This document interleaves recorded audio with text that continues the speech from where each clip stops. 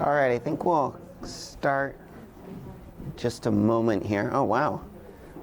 Usually it takes adults like a long time to quiet down. Well, hi everybody. Good afternoon. Thanks for joining me for this workshop. This is Disability Awareness, a Proactive Strategy for Improving School Communities. A couple of things before we jump in. This is going to be a discussion-based workshop. So make sure you're sitting at a table with people so you have people to talk to. You may make some new friends. You might get out of your comfort zone a little bit. But there's going to be, I wouldn't want to listen to myself talk for an hour and a half straight. So I don't expect you to listen to me talk for an hour and a half straight. So there's going to be a lot of opportunities where I'm going to ask you to turn to your table group and talk about something. There'll be opportunities for us to share out as a large group. Towards the end, we're going to do hands-on activities. But I really want an opportunity for us to learn from one another, and hopefully an opportunity for you to learn from me. So we'll kind of see how it evolves. If there's time at the end to do a designated question and answer time, we'll do that. But I always prefer people to be able to share questions with me as they come. So if you have a question, you need clarification, you have a connection, feel free just to throw your hand up in the air. What I'm saying, pause. I did put some of mine on the tables. I also have an exhibitor booth down in the exhibitor hall. So if there wasn't at your table and you want to get resources from me, feel free to go down there after. But without further ado, we're going to jump right in. So my name is Sam Drazin. I am a little bit about a former elementary educator. I taught 3rd grade and 5th grade. I live in Vermont, so kind of the other side of the country, where my neighbor just sent me a picture and showed me that there was snow on my car over there. So I'm very happy to be here in California where there is no snow. But I'm a former elementary educator. I left teaching about 4 or 5 years ago to start Changing Perspectives, for which I'm the executive director of. Changing Perspectives is a 501c3 nonprofit organization. We provide schools with disability awareness programming through a combination of curriculum materials and teacher training opportunities. That's the website. We're on Instagram, Twitter, Facebook. I invite you to like and follow and share in whatever capacity you use social media. We try to post not only original content about the work that we're doing, but we try to really be a hub or a bank of resources where we post articles about disability, awareness, diversity education, empathy education, inclusion. So I encourage you to follow our work that way. I'm not going to share too much during this presentation about Changing Perspectives because I don't want it to sound, sales pitchy, for lack of better terms. If you want to learn more about the programs we offer and how we might be able to partner with you in your school or your school district, I invite you to, talk to me after, shoot me an email, or meet me downstairs at the exhibitor booth. We are always looking to partner with new schools, and we partner with schools all across the country.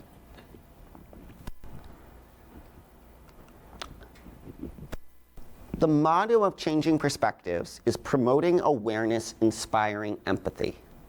Empathy is the ability to understand someone else's perspective in a given situation. So I like to use this house model to illustrate that. When you build a house, you build your foundation first. Your foundation supports everything else. We can't expect students to be empathetic unless they first have a solid foundation of an awareness of other people and the way in which they experience the world. Right? In so many schools out there, they say, oh, we teach empathy, we teach empathy. And you ask them what they do, and they say, well, our students can say back to us, empathy is standing in someone else's shoes. Right? Pretty low on Bloom's taxonomy here. We want students to really authentically be able to demonstrate empathy every day. We can't expect students to be empathetic to someone and understand their perspective in a given situation if they don't have an awareness of other people and their situations and the way in which they experience the world.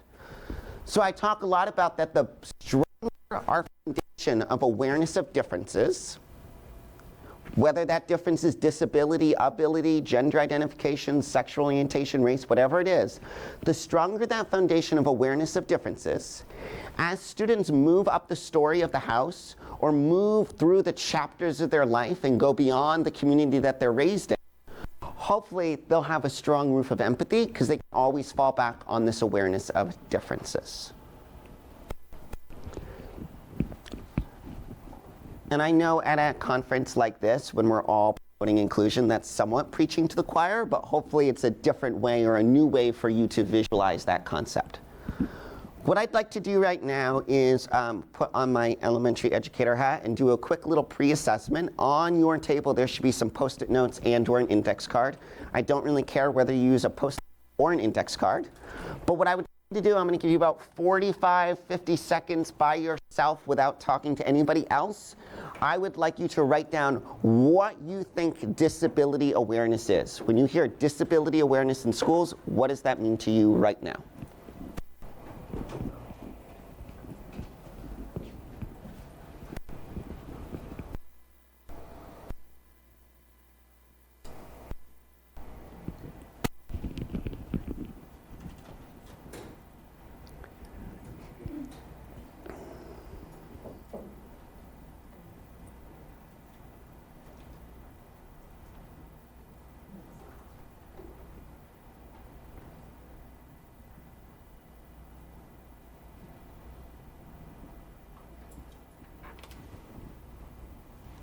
So we're going to wrap up the writing.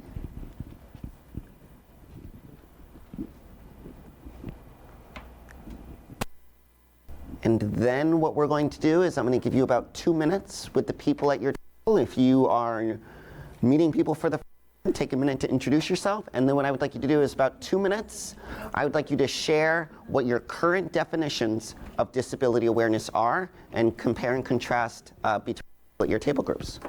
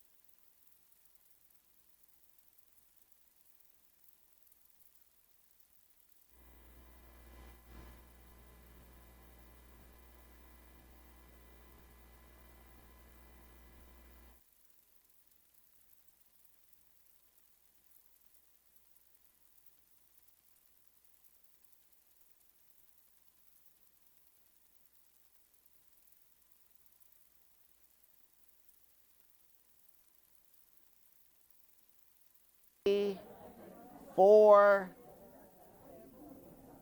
There's more than 4 tables here.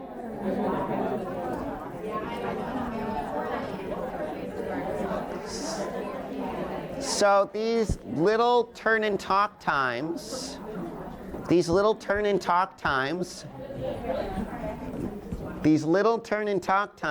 time's the charm, are going to be quick. And I apologize, sort of, ahead of time for interrupting you. And the reason I say I apologize, sort of, is because I secretly love interrupting you when you're talking, because that shows me and all of us that there's still more we can talk about.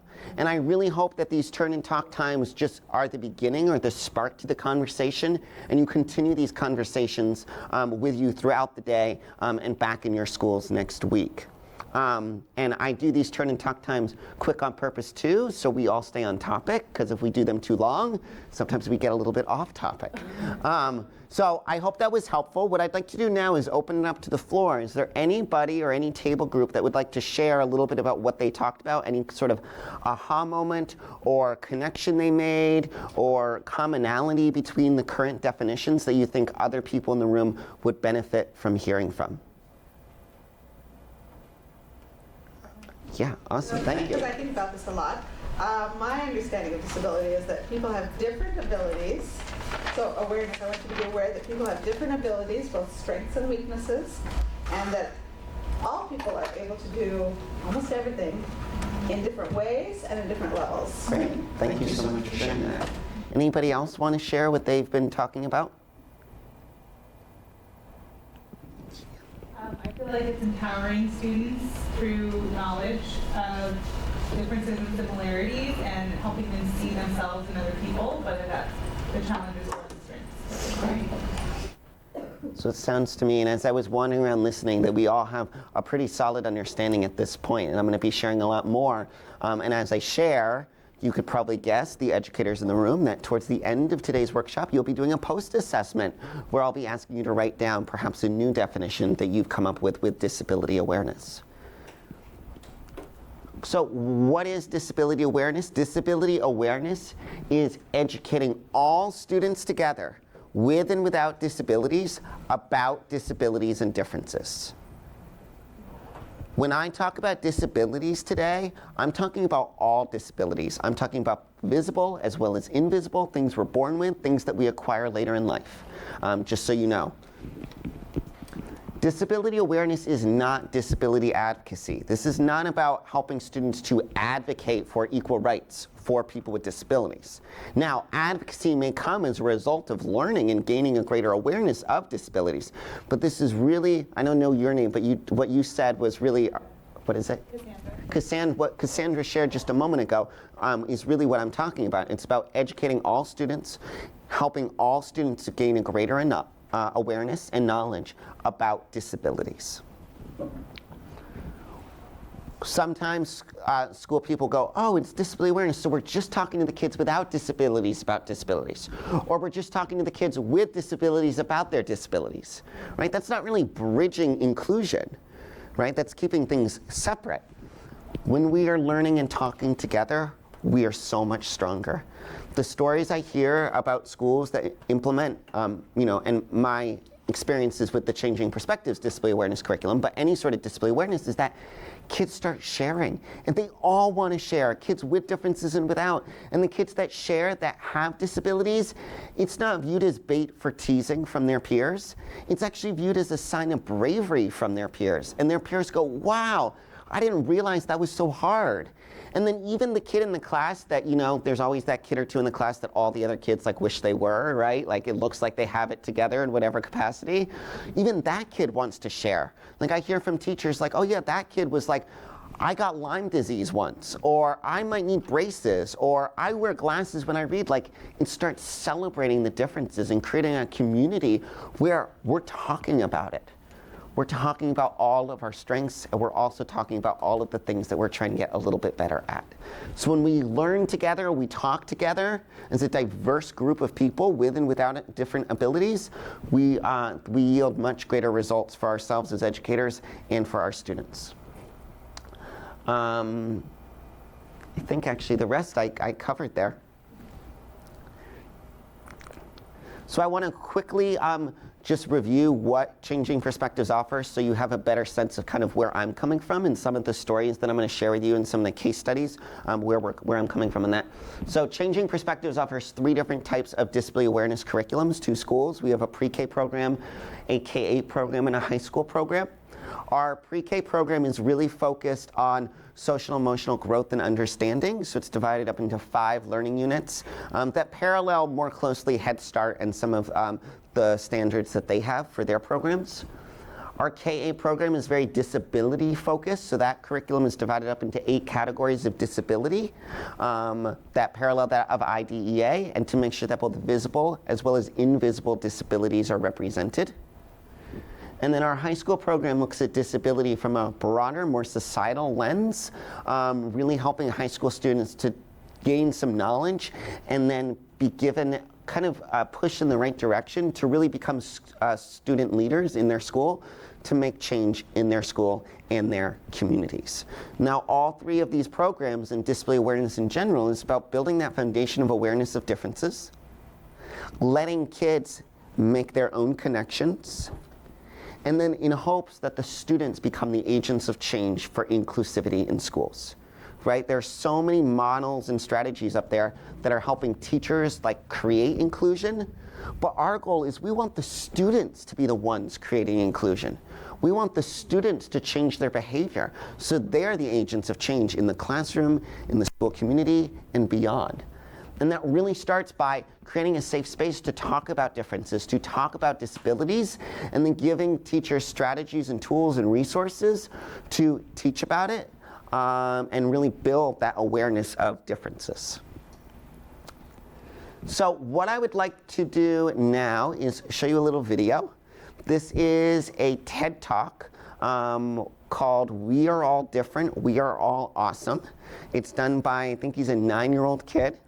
It's one of my favorite videos to start a workshop like this about, because in this video, this boy talks about his best friend, who's a little bit different than most 9-year-olds' best friends.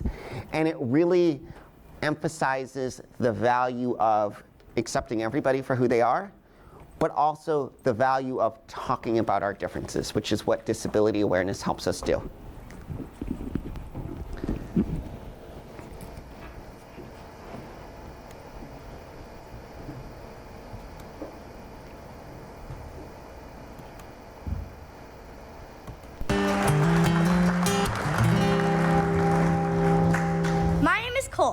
And over the next few minutes, I'm going to teach you that it's okay to be different. Since a young age, I've worn different colored socks and 2 different shoes. Why? Because I am unique, a standout from the crowd. I feel best when I am being me. This summer, a funny thing happened. I was in a bookstore with my mom when I realized everyone was strangely quiet. And so I did what needed to be done. I started singing. As a joke, my mom pointed to a book and said, "Hey Cole, this book is for you." I pulled it out and read the cover. Here's what it said: "You're weird." A creative journal for misfits, oddballs, and anyone else who's uniquely awesome. It's the best book ever. It tells everyone it's cool to be different. Today, I'm going to tell you about a friendship of mine that is a little different than you might expect. This is one of my best friends, Steven. He is the happiest person I know. Steven is 44 years old and has autism. Let me start by explaining how we became special friends. When my mom was just 13 years old, she was in the high school cafeteria about to have lunch with her friends. Then she passed a table of kids with special needs. Steven was a boy at that table. He shouted out, "Hey, what's your name? Come sit with me." My mom sat down, and in that moment, a special friendship began. Steven asked my mom 3 questions. He wanted to know what she was having for lunch, her phone number, and if they could be friends for 40 years. As my mom gave him her phone number and said yes, he clapped with excitement and said, "I will call you every day." Ever since that day in 1988, he has kept his promise and called our house every single day. When I was born, Stephen was a special part of our family, and I've grown up calling him Uncle Stephen. Stephen is included in family dinners, he comes to my soccer games, he loves watching movies with us, and every couple of weeks he has a sleepover. Stephen has had autism his whole life. Autism spectrum disorder refers to a range of conditions characterized by challenges with social skills, repetitive behaviors, speech and nonverbal communications, as well as by unique strengths and differences. My friend Stephen is not able to drive a car, but he is able to memorize every phone number he has ever heard. There is no cure for autism, but I think Stephen is perfect the way he is. One of my favorite memories with Stephen is whenever a fire truck passes us. He shouts out when I grow up, "I want to be a fire truck."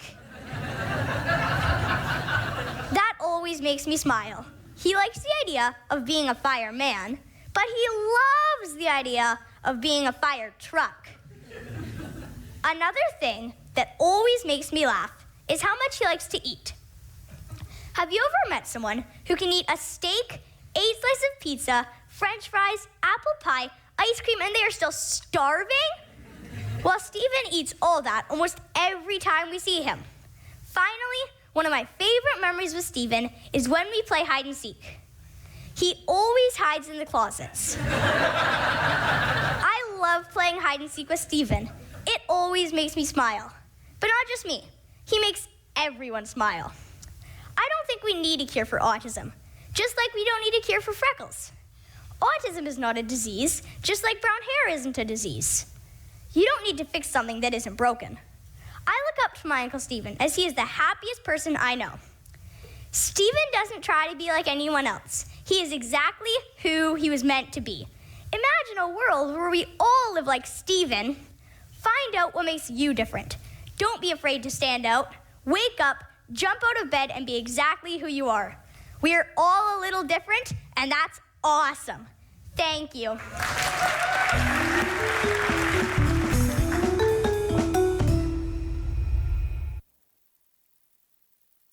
That TED Talk, and I think it relates to all aspects of this conference, but specifically to this workshop.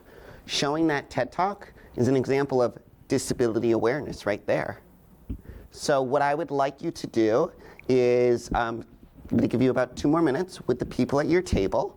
I want you to just discuss your immediate thoughts, reactions, comments. What does that get you thinking about in your role? I know we all have different roles in our schools or school systems.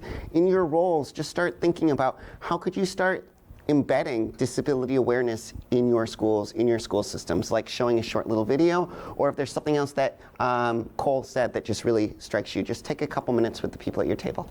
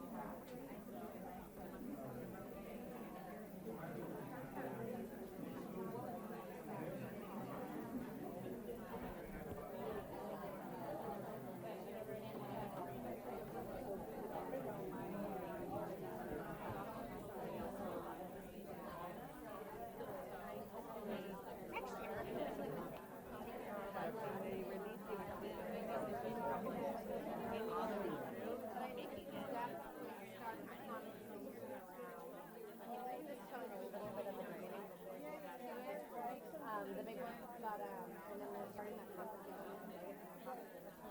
classes about, you know, like, we are all a little different, and they're gonna notice, like, you know, when Matthew is autistic, they'll probably point out how he runs around sometimes, or how Jack is always really quiet, and like, bring that conversation out to talk more about it. Like, we already talked to them. Yeah, and we talked to them already about, like, you know, we're gonna treat you guys with what you need.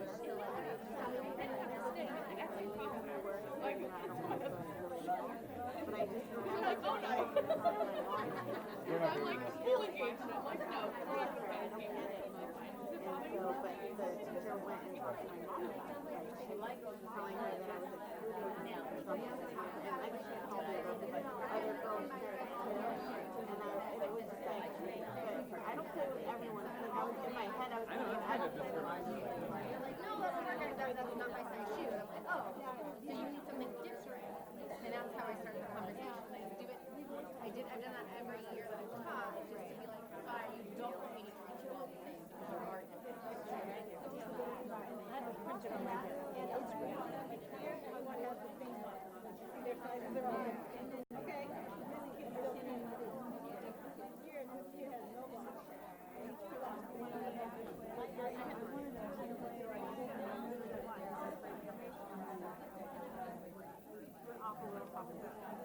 Huh? I kind of took them off the trail. Oh, that's okay. It's all right.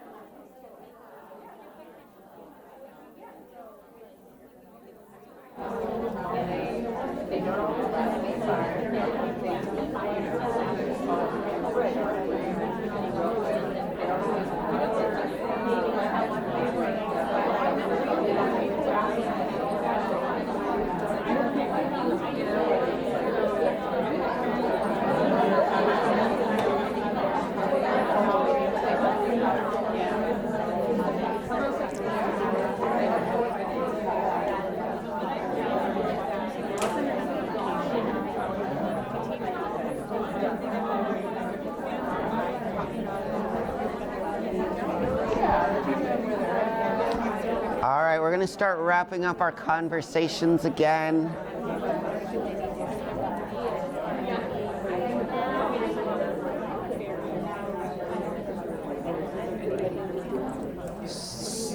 So is there anybody who shared something or any table groups that were talking about something that they'd like to share out with the whole group? Yeah, go for it.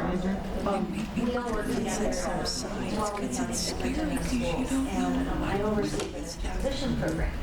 And one of our teachers in transition has her students do a little presentation about themselves so that it's very clear that the IEP goals and services are especially designed for that particular student based on their interests and their employment goals and that transition plan. But we thought, wouldn't it be really cool to add the part about their eligibility and the impact statement that comes right below it on our IEP forms, that they research that and they present that as part of the presentation that they do. They do the presentation to their IEP team. Like that's how the team meeting starts. So we had them say the impact statement and kind of working from that point forward as far as advocating for yourself and creating awareness, kind of being your own catalyst of change. Thanks for sharing that. And so much of disability awareness is it's educating everybody about disabilities, but it's also an opportunity for people with differences or challenges to learn more about themselves, become greater self-advocates, gain greater self-confidence within ourselves. That's what's so cool about disability awareness is it's really like trifold. It's teachers learning more about the disabilities in their classroom. Because a lot of teachers, if you remember going through teacher training, right, you take like a special education course, but it's not like you learn about dyscalculia, dyslexia, dysgraphia. Like you don't really learn that much about the specific disabilities. The idea is, oh, the special educator will take care of that, right? But there's so much value as a general ed teacher to learn about those. So disability awareness helps gen ed teachers or mainstream teachers learn about disabilities.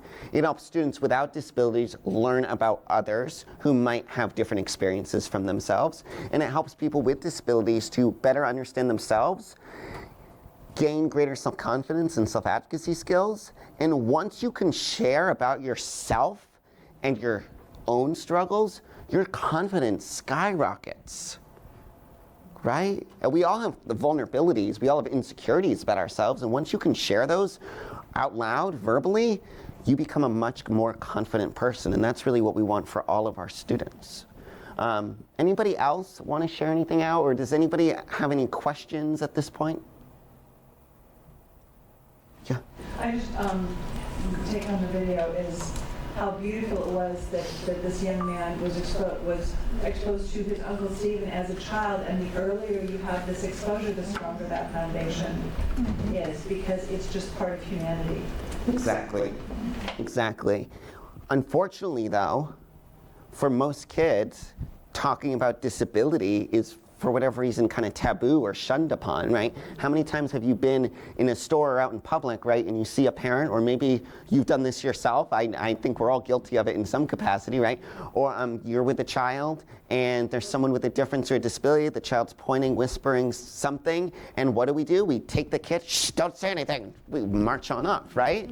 And most adults aren't getting in the car and then saying, well, now let's talk about it.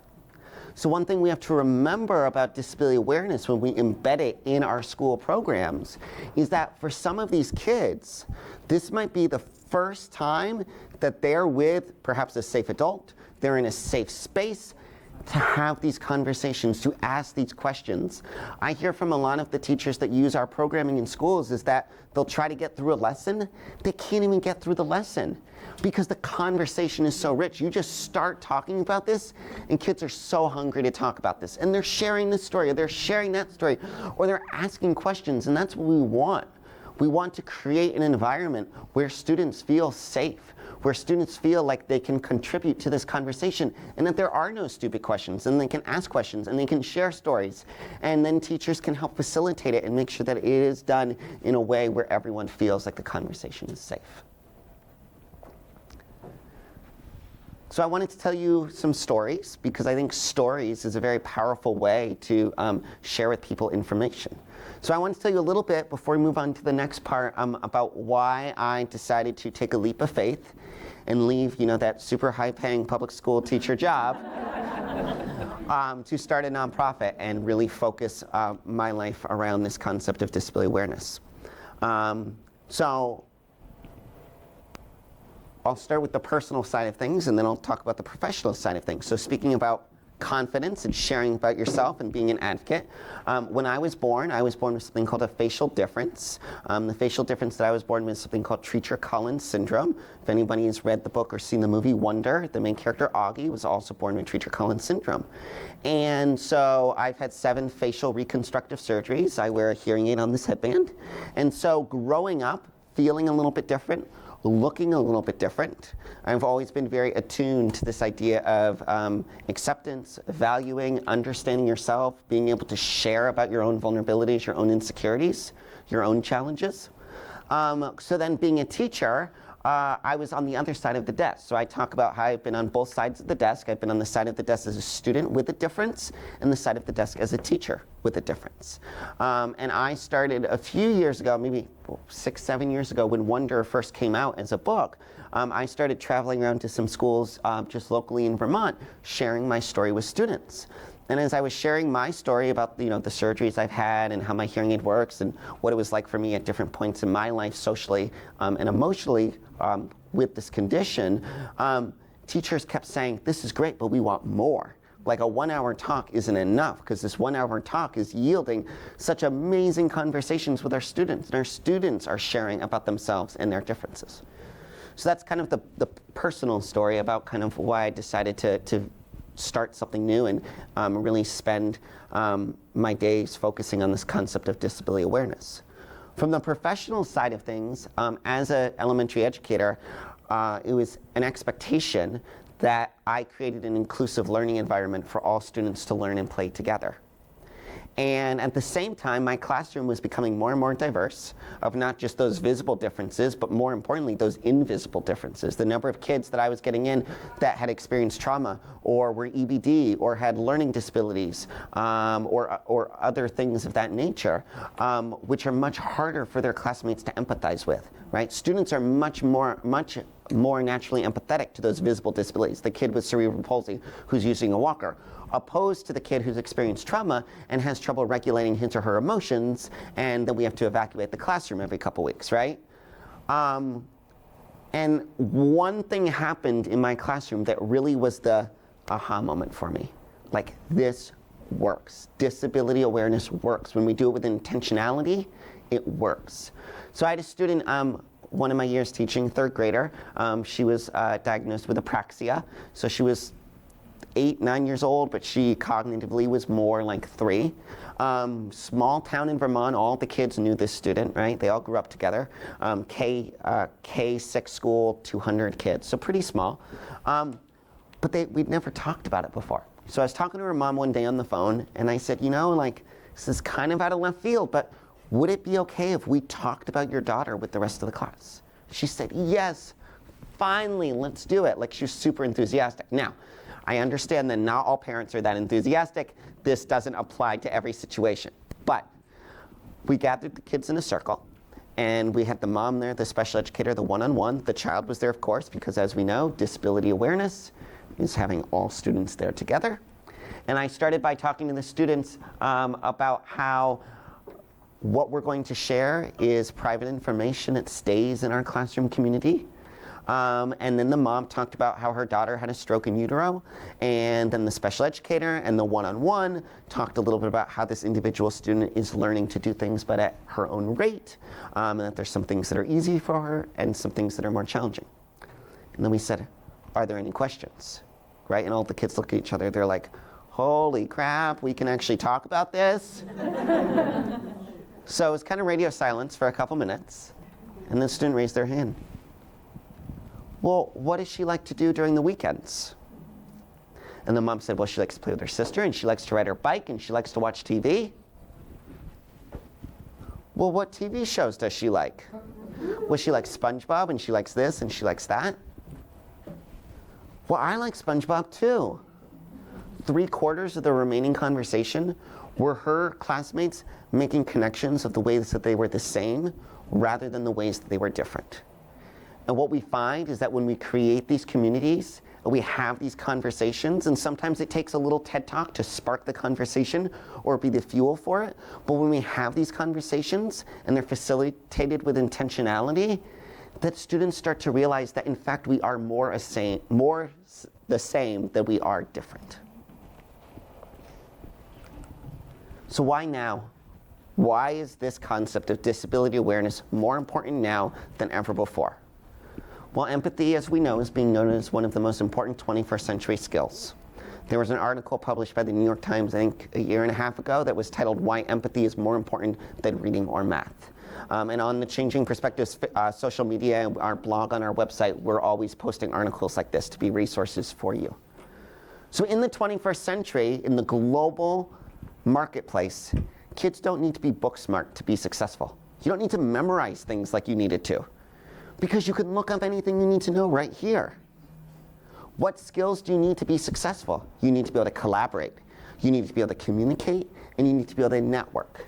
And you're collaborating, communicating, and networking, not with your next door neighbor necessarily who's had the same past experiences as you, but people from across the globe of different ethnicities, different abilities, different languages. And in order to collaborate, communicate, and network effectively, you have to be empathetic. Empathy is the glue that holds those 3 skills together, those transferable 21st century skills. So it's so vital that kids are able to be empathetic. If you haven't seen the Brene Brown film of Empathy versus Sympathy, I would highly recommend that. That's a really good, if you just go to YouTube, Brene Brown, Empathy versus Sympathy, it's like a 3-minute animated film, and it really talks about how empathy drives connection between human beings, and sympathy drives disconnection. It's a great, great video to watch yourself or to bring back to your staff. So we know that students with disabilities are 2 to 3 times more likely to be bullied than a student without a disability. Many of the instances of bullying or intolerance are a result of ignorance, not understanding someone else, right? And most people that are, showing intolerance have insecurities of themselves, right? So the student in the corner that's doing the stereotyping, flapping behavior that student's an easy target. I don't really understand that. I have some insecurities, so I'm going to pick on that kid, right? If we can build a greater awareness of differences and be more explicit in our teaching about the differences around us, we should see a decrease in the amount of intolerance and instances of bullying. It really is a result of ignorance. And lastly, we know that our school communities are more diverse now than ever before, and I talked a little bit earlier about those invisible differences, those invisible diversity. And so, because empathy is being noted as such an important skill, because we know that most instances of intolerance are a result of ignorance, and that our school communities are more diverse, this concept of disability awareness, empathy education, is really what we need now in our schools more than ever before. And spending time and doing this with intentionality is going to lead to greater inclusion for everybody. So what I'd like to do now is show you another video clip. This video clip is very short. It's about 20 seconds long. And I want to show you this video clip because a big piece of what we're talking about is the word empathy. And one of the 4 pillars of empathy is perspective taking, understanding someone else's perspective in a given situation. So this short video clip shows what the world would be like if the world was developed for people with disabilities and people without disabilities were the minority. I'm going to say that again.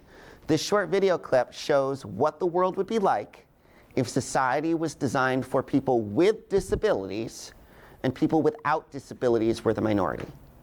So your task as you watch this video clip is I want you to notice all of the things in this world that they've constructed here that make it very challenging for the people without disabilities to go through their daily life.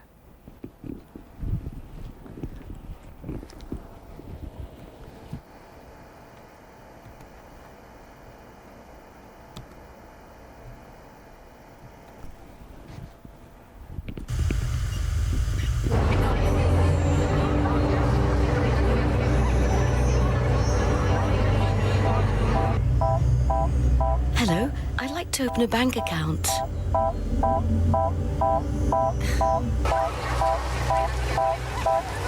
One is the loneliest number that you'll ever do. 2 can be as bad as 1. It's the loneliest number since the number 1. Access for everyone. When your world lights up, EDF. So what I'd like you to do, maybe another probably a minute and a half with the people. Thank you. With the people. With Wix, you can create a professional that direction. So with the people at your table, I'm going to give you about a minute and a half. I would like you to talk about what things in the video did you notice that made it hard for the characters without disabilities to complete some simple daily tasks.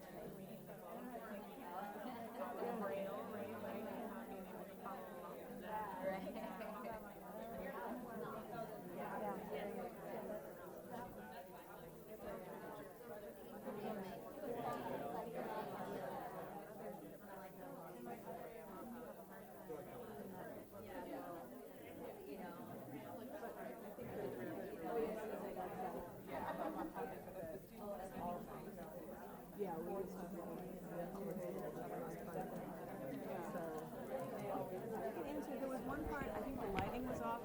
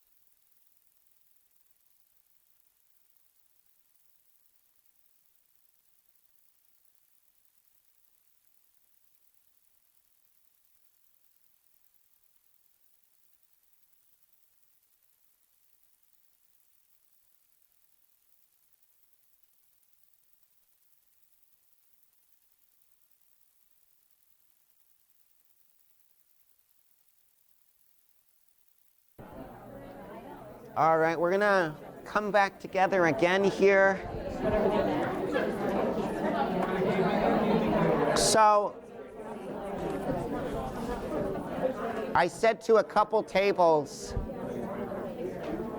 if you just go online, like to YouTube, and you just search disability awareness and then the letters EDF, that's the company that put this out, it'll come right up to the top.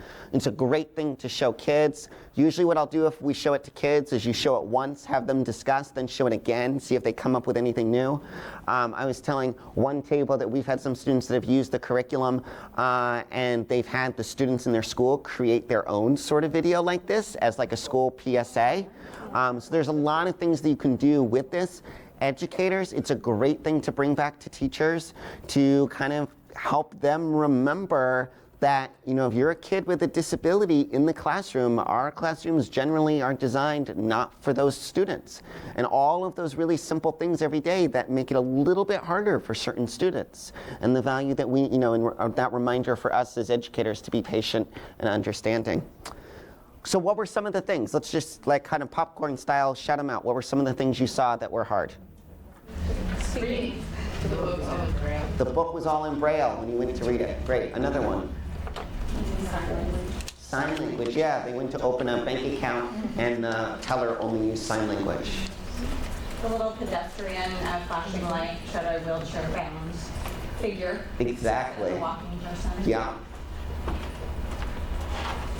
Did anybody notice the height of the payphone? Yeah. Not like we have payphones anymore, but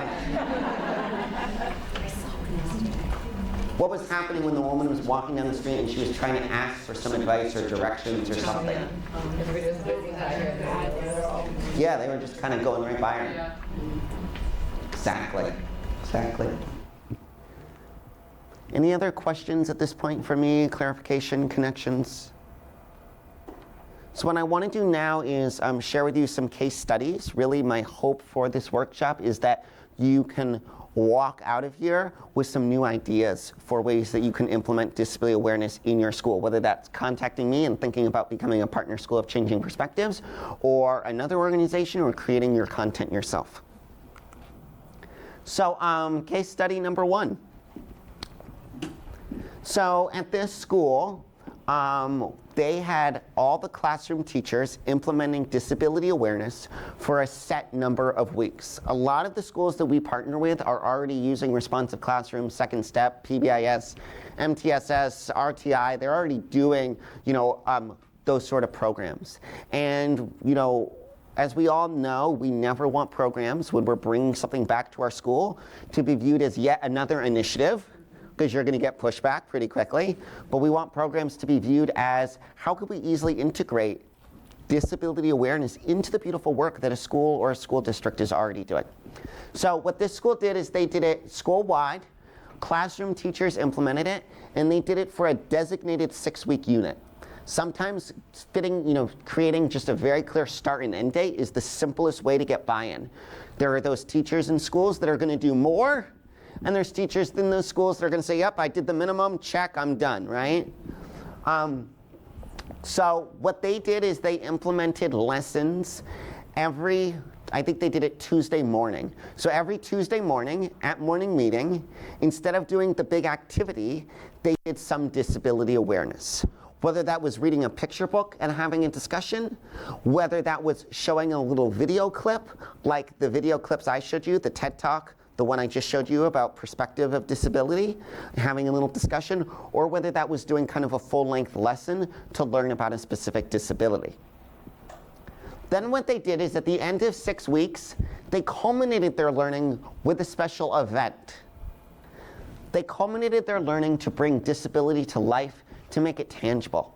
Now, a lot of schools do disability days or diversity days or kind of these standalone, I would call them one and dones. My problem with that is it's kind of just floating out there. There's no context for the kids. So taking 6 weeks before this event makes this event so much more powerful and so much more impactful for students because they have common language. You've already created an environment to talk about this topic. Everyone feels comfortable with it, opposed to kind of, oh, we're just going to do this because we have like this day before Thanksgiving vacation and we want to fill it, right? Doing it with intentionality, right? We teach math, we teach social studies, we teach science, we teach English language arts with intentionality and scaffolded practices. We need to be teaching social emotional learning, i.e. disability awareness, in the same way. We need to be thinking about things in a very intentional and scaffolded way. So what this school did for their disability awareness event is they started out the day with an assembly. They invited a variety of people from their community in to sit on a panel who had a variety of different disabilities. Some people with visible, some people with invisible, some people who were born with a disability, some people who acquired a disability later in life as a result of an accident or an illness. So they started out this day with this panel discussion, which was really cool. Then after that, they took the gym cafeteria area and they divided it up into some different stations. We're going to do some of these stations later on before I let you go. And at each station, kids had an opportunity to simulate what it would be like to have a disability. Stations are short, like 7 to 10 minutes. And some educators go, no, we should be simulating it longer. If you start to simulate it too long, kids get silly with it. They think of it as a competition. They're like, I'm done with it, and pull those earplugs out or whatever, right? 7 to 10 minutes. You go in, you do something very tactile, very tangible. You walk away from that table, you feel frustrated. I tell teachers, if kids are crying at the end of the simulation, that's success. They're crying because it was that frustrating. So these two stations down here are demonstrating the same thing. It's a fine motor skill station. You have kids wear socks on their hands, so they can't really use their fingers. They do a series of little tests. So this one was, we had cups with change, and they had to count out a certain amount of money. So they had to pick up the quarters, the pennies, with these socks on their hands. So it was a little bit harder. This was, they had the socks on their hands, and they had beads and string, and they were trying to put beads on string, and it was a little frustrating. Questions about this first case study? Yeah. Would you say an activity like this would mostly be for younger students, older students? These kids look like they're like first, second grade. So we've done these activities with kids all the way across. Okay. Because it's not so much the activity that needs to be differentiated, it's the reflection questions after that you differentiate. I've done these activities with, I was in LA last spring doing a conference, facilitating a conference like this, and I did these activities with adults, and it worked the same way. We just changed the way we reflected on it. And so much of the reflection on these activities, though, are getting kids to think broad. So, yeah, you did this. What other things in life would be challenging if you had trouble controlling your fine motor skills? And helping students to move away from a very narrow perspective of what disability or difference is and make it a little bit broader. Yeah. So some disability communities don't like these kind of activities because they think it creates more sympathy or kind of looking down, oh, it's so hard to be whatever. And so I really struggle. I like these kind of activities, but I also struggle with it because I don't want it to be something where it's, oh, they don't want it to be a pity thing. So, please don't pity. Right, and I hear what you're saying. I've heard it before. Right. And my comeback to that is I think most people who struggle with that are people who've seen this done in a one and done instance. They haven't seen it done where you're doing a month or two of pre-learning. Because in that pre-learning time, you can address the difference between empathy and sympathy.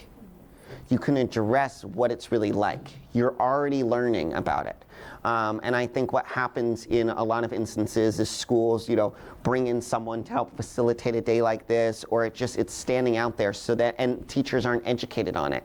So then the takeaway is pity and sympathy, which drives disconnection according to Brené Brown, opposed to empathy, which drives connection. And if you're spending 6, 8, 10 weeks, however many weeks, talking about empathy, understanding empathy, creating common language about disability and the way we talk about it, we haven't seen at the schools we work with that outcome because of all the pre-learning that happens. But I'm glad you brought that up because it's a very valid point. Any other thoughts before we move on to the next case study here?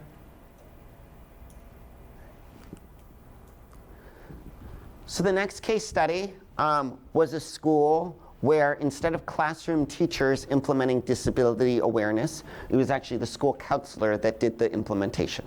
So, and I know every school is different, but in this school, the school counselor went into classrooms once a week to do 30, 40-minute lessons with the class. And what this school counselor did was use disability awareness as a unit that meets a lot of, they had an SEL curriculum that this person was following, but the objectives of disability awareness can relate to pretty much any objective in an SEL curriculum. Proactive approaches to bullying, right? We're eradicating that ignorance. Self-reflection, reflecting on ourselves, our own strengths and challenges. Learning how to be a good friend.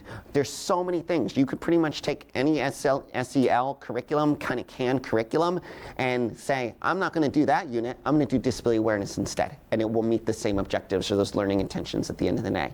So in this school, what the school counselor did to take it off of the teacher's plates is the school counselor implemented the program. But what the school counselor did, per my suggestion, not to brag, was to survey the teachers ahead of time and ask them what disabilities they think would be most powerful to teach in their classroom. So the teachers had a little bit of buy-in. The other thing that the school counselor did is said, hey, between classes, like I come every Wednesday, can you try to do a little something? Whether that's showing a little video, in the morning. This was elementary school. Most elementary schools, teachers are doing a read aloud book before or after lunch or during a quiet time. And the school counselor was like, hey, could you for the next 6 weeks choose one of the following books as your read aloud book because it relates to disability. So there's a lot of ways that even if classroom teachers don't have the bandwidth to do the direct program implementation, that they can do what I kind of call like booster activities. They could do little things, whether that's the question on their morning message, whether that's the read aloud book, whether that's showing a video at closing circle, whether that's during snack time, reading a picture book. Right? Primary students have to do a lot of those response to text activities. Pick a picture book. Ben is awesome. Ben has autism. Or if you're so smart, how come you can't spell Mississippi? Or any of these picture books about disability, read it to your class, come up with a writing prompt, and do a response to text. You have to do that anyway. So then what they did is they culminated again at the end, but they did it a little bit differently. This was really cool. They had the students. This was 3rd and 4th grade. The students create a culmination event that they invited parents to, and the students ran it. It was so cool. So they started by doing a little assembly. They invited parents in. They started with an assembly. Some kids got up and talked about what they had learned about disabilities. A couple kids had written poems about empathy and kindness and shared those. They did a variety of students who came up and spoke. Then what they did is they gave the parents a color dot sticker to divide them into 3 groups. And in these different classrooms, they had some simulation stations set up. But instead of the kids going to it and it being facilitated by an adult, the kids facilitated it and the parents were the participants. It was really cool. And since we're all about inclusion, there are some students who don't feel comfortable standing in front of people and talking, who don't feel comfortable facilitating a station, so we created jobs for them. There were some students that were the photographers for the day, and they went around with iPads and they took pictures of what was happening. There were some students that were the reporters for the day, so we created a survey that they had on a clipboard, and they went and they surveyed the parents about certain rating scales. How interesting was this? Did you learn something new? Things like that. They had some students that were the timekeepers, going around and making sure everything was running on time. So there's a lot of ways to involve every student. Different to this case study, but related, I just want to share another example. We worked with another school, and they had, that was like a K-8 school. And so what they did is they actually had parent volunteers come in and facilitate those stations for the older kids on one day. And then on a different day, those older kids ran the stations for the younger kids. So again, there's so many opportunities for the school, for students to mix it up, for students to take leadership roles, to go out into your community and form perhaps new connections and partnerships with organizations that work with people with disabilities. In some schools, we've had students become the guest speakers, which talk kind of like what your group was talking about earlier, talk about self-advocacy and self-confidence, right? In some schools, we've had former students, right? Maybe it's a high schooler that comes down and shares his or her story with the elementary or the middle school students. But Special Olympics chapters are great resources to reach out to. Most states have a statewide association for people who are visually impaired or blind. Same thing for people who are hearing impaired or deaf. And in those organizations, there's always people who are looking to go to schools and share their stories. Self-advocacy groups are great organizations to also reach out to.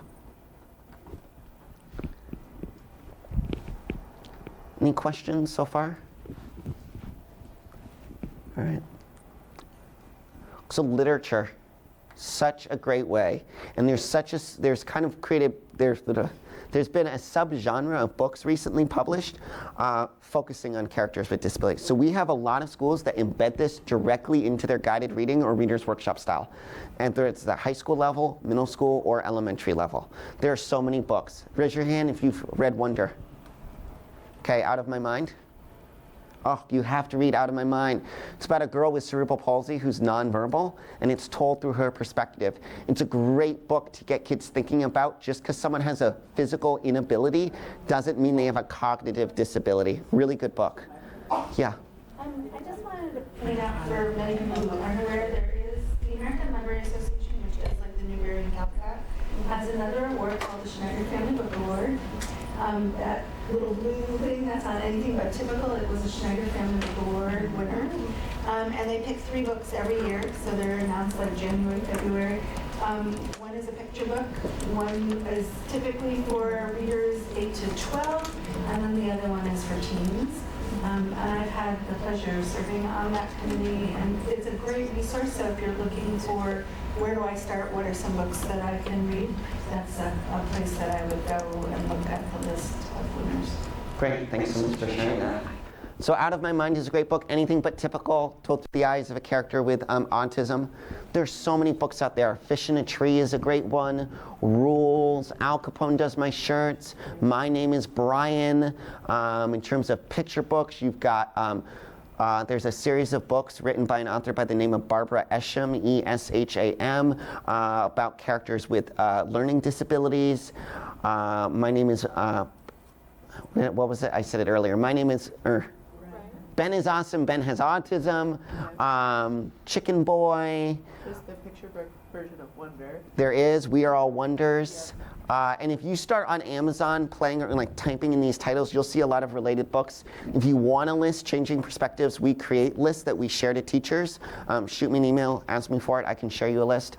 Empathy, perspective taking. What better way to gain the perspective of someone else than to crawl into their skin and read a book through their perspective? So many opportunities. Reading these books can just fuel such great conversation. But again, we want to do it with intentionality and scaffolding with all of this. I often talk to educators that when we're doing disability awareness, we want to start with low-risk conversation and move to high-risk conversation. So for example, if you have a student in your class who has cerebral palsy, you're probably not reading this as your first book, hopefully. Right? This is high-risk conversation at that point, because the story is going to hit home to your students. Right? We start with low-risk conversation. Maybe we start with Wonder or another book. We always want to be mindful of who's in our classroom. We want to create, be very intentional with the way that we're building the conversation, so that all the students feel like they can participate, especially those students who have a more obvious difference.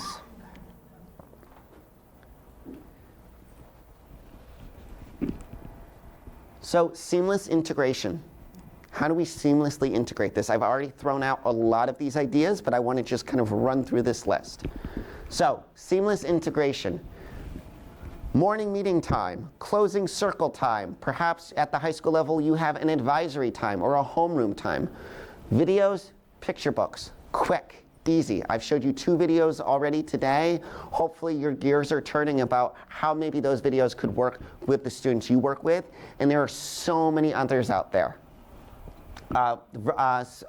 Paralympics has a great YouTube channel with lots of videos of their para-athletes doing things and talking about things. There's a great one by a snowboarder named Evan Strong, I believe is his name.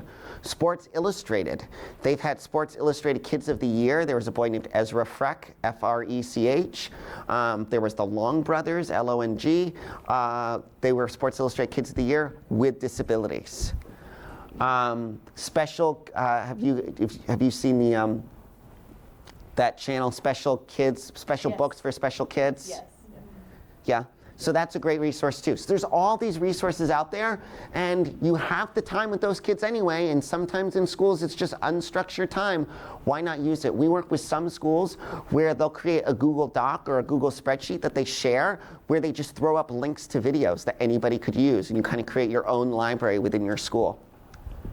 Read alouds we talked about just now with those chapter books, ELA, guided reading groups, writing problems. High school level, you could do like, the month of March is, empathy understanding or disability awareness month. And maybe you give a list of all these books to the high school students and try to challenge them. Maybe every time they read a book, they get to fill out a little piece of paper, they write the name of the book, it goes in a fishbowl, they win something, a Dunkin' Donuts gift certificate or something at the end of the month. So they have to read anyway. Why not read books about characters with disabilities and then have really amazing and authentic conversations in the classroom? Closing circle times. Some schools have actually embedded this into social studies, right, as part of diversity. We teach about race, we teach about ethnicity, we teach about culture, we teach about religion. Why not teach about disability? Disability, in fact, is the largest minority in the world. It's the only minority in the world that crosses all genders, ethnicities, races, socioeconomic groups. And it's the only minority in the world that any one of us could join at any moment of any day. You have an accident, a stroke, you have a child with a disability, you become a part of that community. Any sort of built-in social emotional learning blocks that you might have with a school counselor that's coming in, or blocks where a classroom teacher is expected to teach some sort of SEL. And then always thinking about ways that it links to what you're already doing in the school. So again, I know that we're a diverse group here, and that's why I was very intentional in just throwing up a whole bunch of different ideas, because I don't know, what's going to resonate or work with each of you. But hopefully one of these or 2 of these is starting to turn some gears about ways that you could integrate this into your schools. Yeah. Can I give another Sure. for this? So in 2010, young people from Yo Disabled and Proud in California, they lobbied the California Congress to pass a law to name Disability History Week. The second week of October is Disability History Week, and they were able to get it passed. And the fact that it was young people from California, so teens, actually, lobbying their congresspeople, being active, we really need to support them. And really, I really think we should promote that week as a time for disability history. And we have a very rich disability history in California. Thank you. Yeah, thanks for sharing that. I love that we're sharing all these resources amongst us. And they also have a good curriculum, so if you go to Yo, type in YO, Disabled and Proud, they have a nice curriculum that's just there for anyone to read. So I just wanted to throw up a little bit of some impacts here, some testimonials from students and teachers in schools that we've worked with, some quantitative figures. I think the most important one is this one. So we surveyed students in grades 3 through 8. 9 out of 10 of them said that, so the question was, do you think students in other schools should learn about people with disabilities? And 9 out of 10 said yes. It would have been 10 out of 10, but there were a handful of kids who circled the maybe choice. But it just goes to show that if kids 8 to 15 years of age are saying that something is important enough that other kids in other schools should learn about it, that's pretty telling.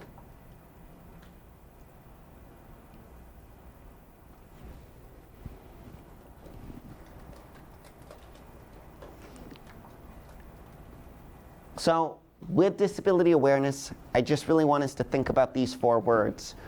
We're engaging with our students in meaningful discussions about differences in disabilities. We're doing that through books, we're doing that through videos, we're doing that through guest speakers, we're doing that through hands-on activities, we're doing that through kind of concrete, explicit lessons. And then after we do that, we're able to reflect and really have that takeaway. In order for students to change their behavior, they first need to change their attitudes and their perceptions. It's a longitudinal process. So any other questions right now? All right, so here's what I wanted to do. I wanted to give you a sense of what these disability simulation activities might be like. And so I'm so excited that so many people signed up for this workshop. It kind of made me have to reevaluate the way that we were going to do this because there's so many people here. So what we're going to do is I am going to pick on this table to be our guinea pigs. Good. And you guys are going to, I'm going to model a simulation activity with these 4 participants. And I want you guys to watch. And then I have another activity for the rest of us to do, which is a little more paper and pencil. And my room helper in the back is going to help facilitate that. But let's just do this. So I want you guys just to, watch. I'm going to pretend that you're the kids, and then we can talk about it. So what I'm going to model for you is a simulation activity that simulates what it might be like to have a hearing loss.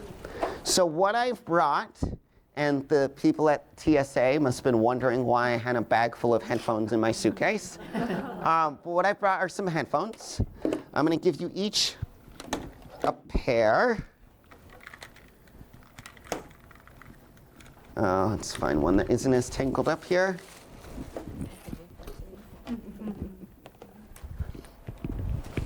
Actually, I have a couple more headphones if anyone else wants to do it. I have 2 more headphones. No? Okay. So I'm going to give you each a pair of headphones. And this simulation activity is going to help us to demonstrate what it might be like to have a hearing loss. What I have for us, if I can find the proper folder, is, here we go. I'm going to give each of you, after you when we start, you'll put the headphones on. I'm going to give you each a piece of paper that looks like this with some shapes. I'm going to give you a series of directions of things you need to do on this piece of paper. I am not going to repeat any of the directions. You might feel a little frustrated about it. You might feel like you didn't hear all of the directions, but you need to try not to look at your partner's paper and do your best. Okay? So you can put your headphones on. What I need you guys to do is make some background noise to make this more challenging. So I want you to kind of watch what I'm doing, but also just talk amongst yourself. Talk about your favorite, I don't know, what you're going to do this weekend after the conference. Okay, so I'm going to start and give you some directions now, okay? Write your name in the rectangle. Shade in the oval.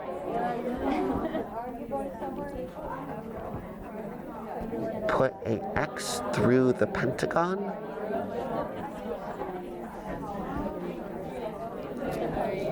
Circle the square.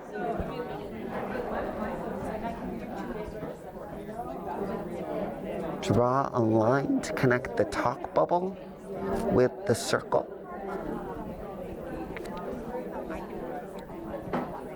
Color in the star. Draw a dot in the triangle. All right, so we're going to come back together now. You guys could take off your headphones. So first thing is I would like each of our guinea pigs here just to go around and tell us how were you feeling during that exercise. And we'll start with Claire. So I could hear all the directions, and it was really hard not to look around to see what everybody else was doing. should I just guess and just kind of do something random, or should I just not answer at all? I just was like, if I didn't know what you said, I wasn't going to do anything, so then it's just sitting there doing nothing, waiting for direction to maybe hear. Yeah, I did the same thing. It was just if I can hear anything, I'm not doing anything, but I have to stuff myself like Yeah, a lot of the time I would pitch like half of the direction, so I would hear shade in the murmur. And I would just be like, okay. So did any of you feel a little anxious, a little self-confident? Yeah. Yeah. So shout out those emotions, just so everyone else can hear. Definitely just like on edge, anxious, like looking where you were gonna be, feeling not successful, trying to read your lips through the looking up. Yeah. So as adults, you knew this was just kind of for fun, and it took all of what, a minute and a half? Did it help you to get a sense of maybe what it might be like if you can't hear all the time? Yes. Definitely. So what did the audience notice I was doing to make this activity perhaps more realistic and or more challenging for the participants? I was moving around. What else was I doing? Covering my mouth, right? So then what we would do is after the students filled out, did the activity, I would ask questions like that. I would follow up with questions like, what other things in daily life do you think might be hard for someone who can't hear as well? Right? Getting them to think broader, right? Because this activity demonstrates more what it might not be like to hear as well in a classroom environment. I might throw out questions like, what could you do to support a friend who might be having trouble hearing, or that sort of thing. So I wanted to share that because I just think there's a value when we're talking about disability awareness for you to walk away and be like, okay, so what's another way that this looks? So any other thoughts, the audience, about this activity? Yes? I like how you could make connections with other things too, like if you're an English language learner and you only hear part of the instruction, or if you have dyslexia and the same thing where you probably just not do anything. You're just going to sit and hope that you can figure it out or look at your neighbor. Right. And when I thank you, and there's so many connections, and what I love about activities like this, and that, is that it doesn't take much time. What did I need for this? Headphones. I wrote a little script that I was going to read, and I created this worksheet. You could create so many different versions of this too. You could differentiate this. So this is our older student one. We have one for younger students too. Yes? Your directions out loud to us. Sure. Write your name in the rectangle. Shade in the oval. Actually, as I read it, let me hold up what the paper looks like. Put a X through the pentagon. Circle the square. Got that one. Draw, this one's a little harder. Draw a line to connect the talk bubble with the circle. I did it.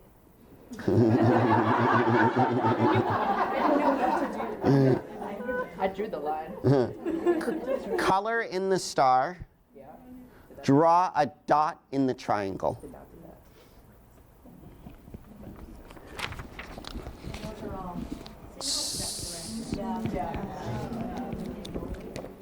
So the next activity, actually, my volunteer, do you mind coming up here? So the next activity is a simulation about dyslexia. So do you mind handing out, why don't we just start with like 2 per table? Okay. 2 or 3 per table. Yep. So the next simulation is one about dyslexia. We're not going to really have time to go through the whole thing, but I want you to at least see what it looks like. So at this simulation, the students would sit down and you would say, at this, you'll just share them, or you can rip them apart. There's two versions. You can divide it up. So at this station, you would sit the students down, or at this activity, and say, at this station, we're going to experience what it might be like to have a reading challenge. You can use the term dyslexia, but you don't have to if you feel uncomfortable with that. And then what students would do is you would set a timer, and you would kind of give them time to complete the sentences. So they use the key to rewrite the words below. Now, as students are doing it, what I typically do, or what I encourage teachers to do, is to be kind of staying on top of students. So you might say, all right, boys and girls, you have a minute to do it. And as they're doing it, the teacher might be walking around being like, are you done yet? Are you done yet? Are you done yet? Why aren't you done yet? We have to go to recess soon. Come on, come on, come on, come on, come on. And it builds that anxiety. It builds that frustration that someone who might have a learning disability is feeling on a daily basis. Yeah. It's really, really old school, but there's a man named Very little boy, and he has a classic student training called the FAT City video. And FAT's an acronym for frustration, anxiety, and tension. And he would do some. Yes. Here's something parents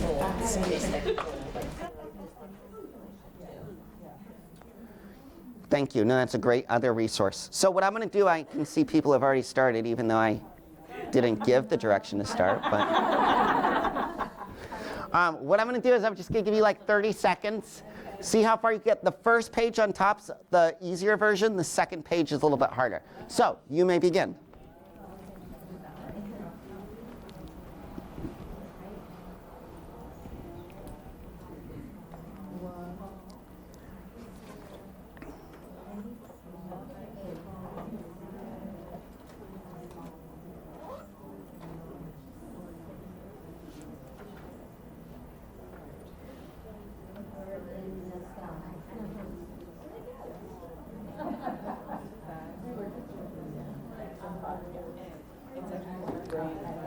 And stop.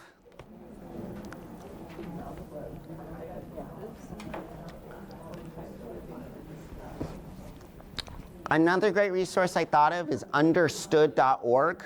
It's a great resource online, specific to learning disabilities, but online learning disability simulation activities, understood.org, great resource. So, unfortunately, it is almost 2:30. I feel like that flew by. Hopefully you did as well. What I wanted to do after we did some of these was talk about some of these questions, kind of reflect on that. We're not really going to have time to do that because I need to clear out so the next group can come in. So I just want to leave with a couple thoughts. One, please feel free to reach out to me if there's anything I could do to support you, whether you're interested in partnering with Changing Perspectives to use some of our programming in your school to bring disability awareness, or if you have other resources you wanted to share with me, you would like, links to the videos or whatever, feel free to reach out, whether that's through email, social media, phone, whatever. I'll be down at the vendor booth the rest of the afternoon. I really hope, though, that today, and I'm realizing we totally ran out of time to do our post-assessment about what disability awareness is now. So just think that's your homework, to think about it. But I hope today that for those of you who didn't know what disability awareness was before, you now have a new idea. For some of you, hopefully I've changed your perspective, no pun intended, a little bit about disability awareness and how to use it in school to really be a proactive approach to inspiring empathy, inclusion, and positive climate and culture in your school. So thank you so much for being here today, and have a good rest of the conference. Yeah.